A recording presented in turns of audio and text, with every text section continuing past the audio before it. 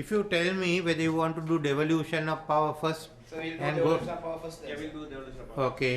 No, there are so many issues day to day. Let's do this. Now we have agreed, no? Okay.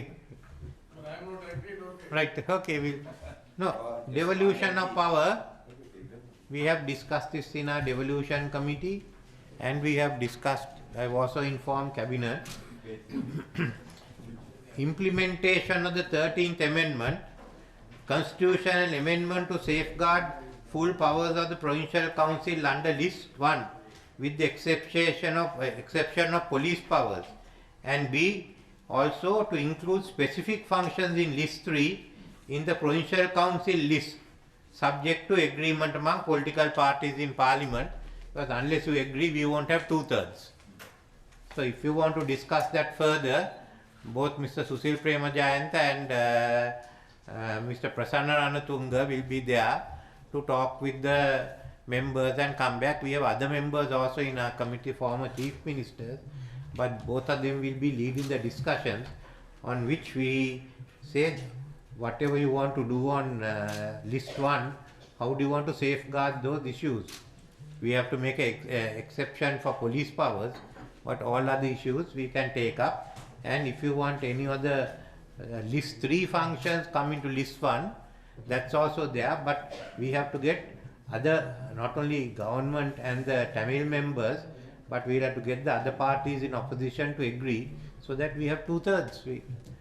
And if that is accepted in principle, then we can ask them and the Justice Minister to discuss with you all the... So there are a few questions that arise, Mr. President. One is, now... Can I read the rest of it also? Right. Okay. Then we will bring bills to Parliament. The whole issue of how divisional secretaries are to be appointed, we discussed. We will bring a bill on that. Then we have said a bill which will enable the provincial council to exercise all their powers on the education list, Schedule 3, especially establishing provincial boards of education. Then also bill to establish provincial boards for vocational and technical training, bill to empower provincial councils to establish universities. The total of the education sector, most of it will then come to the provincial councils. Then to bill to empower provincial councils to undertake agricultural modernization and all agricultural grassroots services. At the moment it's split. Agrarian services goes to the central government, others go there. So let's have one bill which goes there and the central government makes national policy. Then how it is to be implemented in different provinces, you have to make out. For instance, tea is utterly relevant to Northeast or NCP. So you've got to decide on those. This will bring immediately need for development. Bill to establish provincial tourism promotion boards.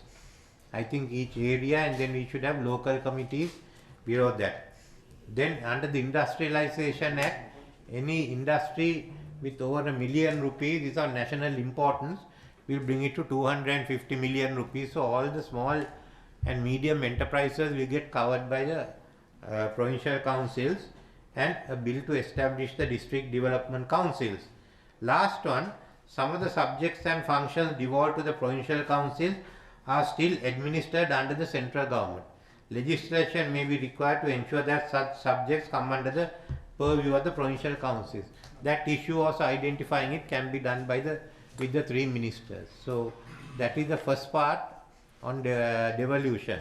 Second was what are the plans for development. We have find investments for renewable energy potential of the northern province and the consequent production of green hydrogen and ammonia. Availability of green hydrogen will increase the attractiveness of the Port of Colombo. You supply the green hydrogen to the Port of Colombo and Trincomalee for shipping in about another 10-15 years time. A Poonery in Newtown should be the center for the renewable energy economy. Water for the North program, we have the Poonakarin tank, Rio for Jaffna, the small tanks renewal program. I've also been asked about the giant tank. I said if we can bring giant tank and Malwa to a also into this scheme because the Lower Malwatuwa is a part of the northern province. These are 10-year plan, development of the KK Harbour, development of the Vaunia and Palali airports. If Trincomalee develops, we have to also develop the Vaunia airport as a backstop. Ferry service connecting northern province and South India. We want to have investment promotion zones in KKS, Parantan and Mankulam. There will be tourism in the north. One is developing tourism in the northern province, Jaffna, Mannar, developing cruise tourism including the Mannar Fort, the islands, the KKS port and Vadamarachi, promotion of coconut cultivation in Vanni, promoting Jaffna as a university town. We got to talk to the Muslims, the Sinhalese and the Tamils there. So that is the one, So but north is virtually ready for implementation in time. Yeah. In this matter, this paper at page 14, I must say, is wholly unsatisfactory. 13 or 14? Page 14. Yes, okay, this is 13, my page, right. Wholly unsatisfactory because even if you look at the recent history, after the war ended, President Mahinda Rajapaksa himself has made 3 joint statements with India. Now we are saying this just before you go to India. Joint statements, all 3 were made with India. And the joint statement said, we'll implement the 13th Amendment in full. Not full minus police powers, no. He said 13th Amendment in full and building upon it so as to achieve meaningful devolution. So there were 2 issues that were considered. One, that it has not been implemented in full yet, and that will be done. Second concession is that it is not meaningful.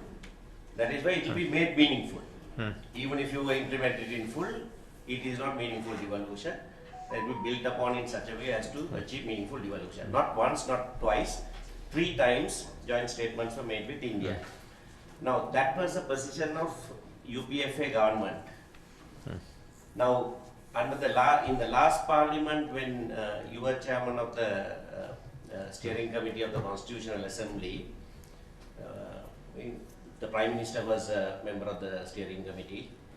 1, 2, 3, 4. 4 cabinet ministers who are here were all members of the steering committee. Mr. Sambhadan and I were there. On devolution, we arrived at certain measure of agreement.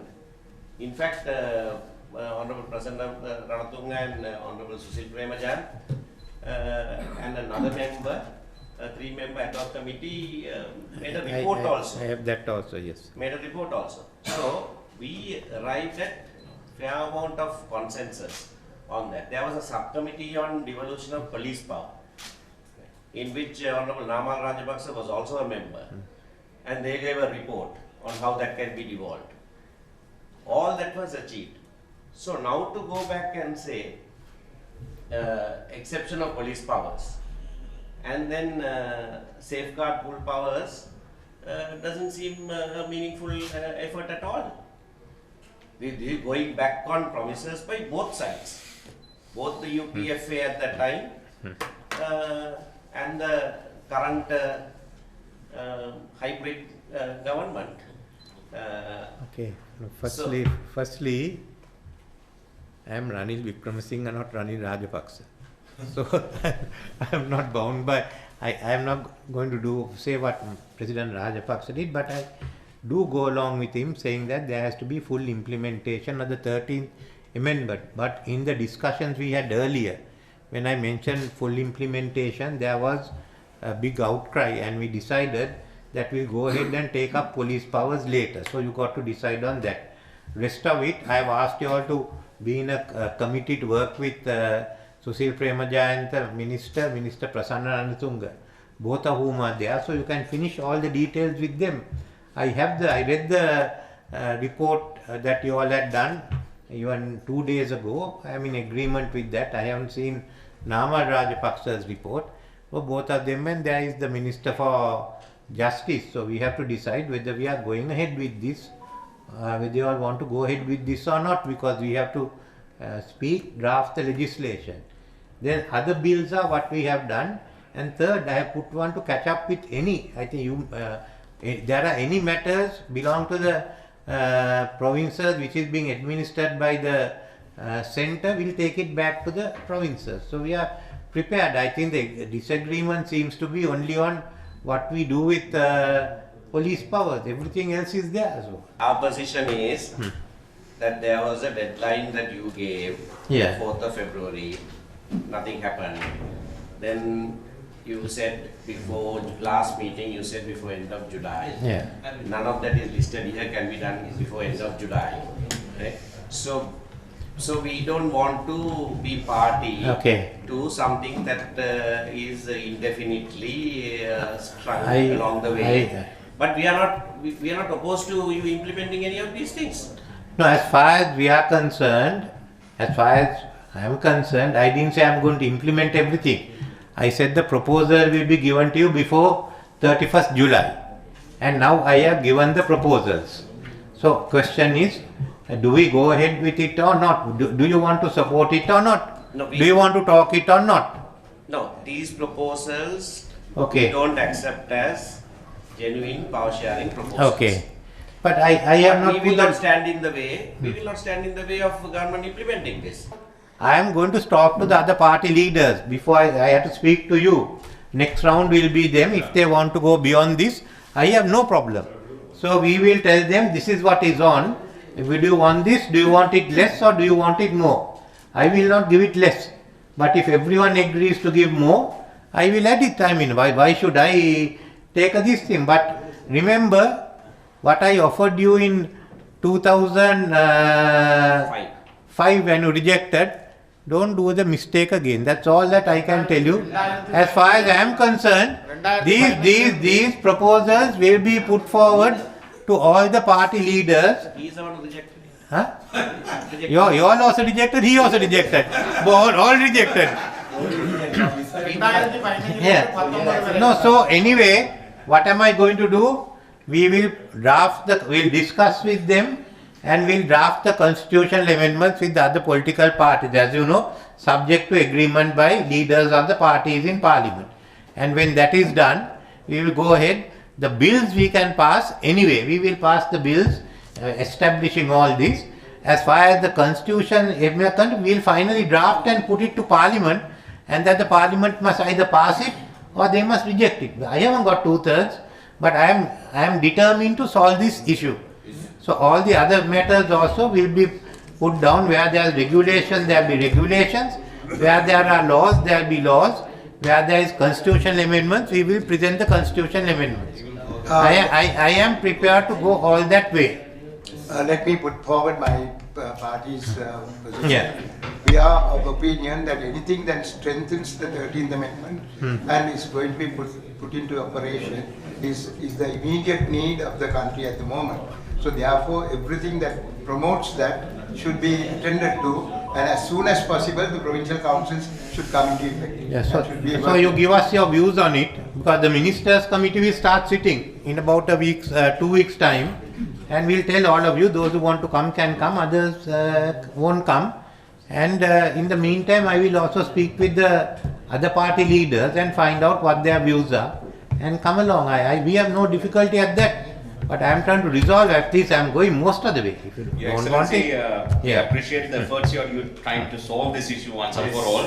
As you said earlier in your speeches, that there is a short-term solution and a long-term solution, and I believe this is the immediate solution that we could all come into consensus.